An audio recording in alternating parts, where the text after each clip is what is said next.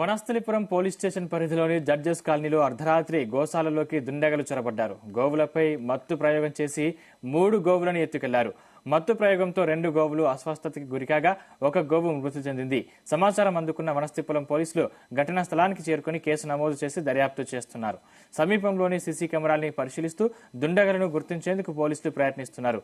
గోవులను ఎత్తుకెళ్లడంపై స్థానికులు ఆందోళనకు దిగారు.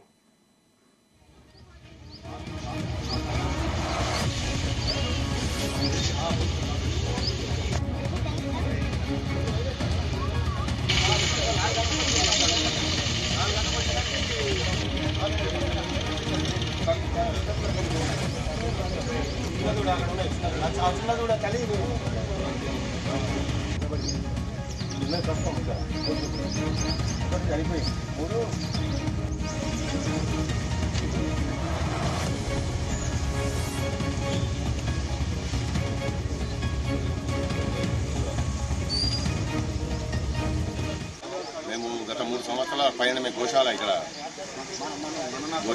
పెట్టుకున్నాము. 2 సంవత్సరం రాత్రి 6 గోవులు 2 దూడలు ఉన్నాయి. 2 పాలజీకే దూడలు ఉన్నాయి. 6 పెద్ద గోవులు ఉన్నాయి. 3 దొంగలు కాళ్ళు కట్ చేసుకొని తీసుకొని పోయారు. 2 ఆవులు మత్తు ప్రయోగం చేసినట్టు 2 ఆవులు సీరియస్గా ఉన్నాయి.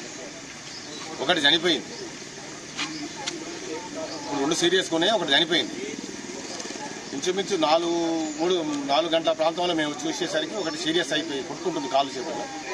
అది 5 గంటల లోపల చనిపోయింది. మిగతా 2 సీరియస్గా ఉన్నాయి, అవి ట్రీట్మెంట్ జరుగుతున్నది. ఒకటి చనిపోయి ఉన్నది.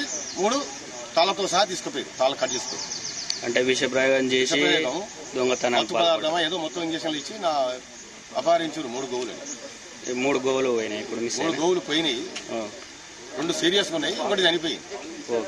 తల్లి లేని దూడలు, చిన్న దూడలు ఉన్నాయి. అవి పాలు లేవు, చిన్న దూడలు. మేము గత 3 సంవత్సరాల పైన మేము గోశాల